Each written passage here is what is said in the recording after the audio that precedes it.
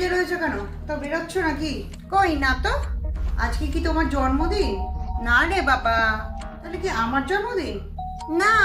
তাহলে এত সেজে গুজে কেন আছো? কেন, তুমি কি ভুলে গেলে সকালে কি বলেছিলে?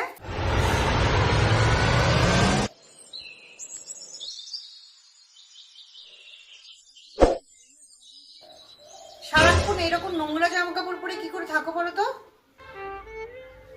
বিয়ের আগে তো কত সেজে গুজে থাকতে, এখন সেজে গুজে থাকতে পারো না? যত সব।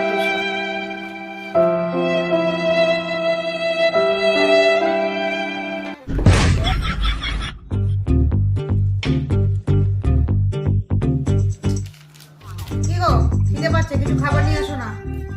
এই ড্রেস পরে রান্না করা যায়? যদি খেতে হয় অনলাইনে অর্ডার দিয়ে দাও, না হলে নিজে রান্না করে নিও।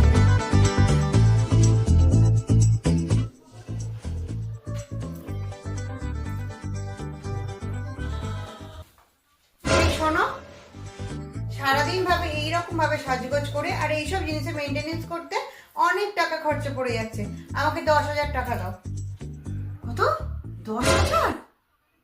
তোমার না এসব সাজগোজ করার কোনো দরকার নেই, তোমাকে না ন্যাচারাল লুকেই ভালো লাগে। এটা সাজ, তুমি এমনিই থাকবে। কিন্তু তুমি যে সকালে বললে।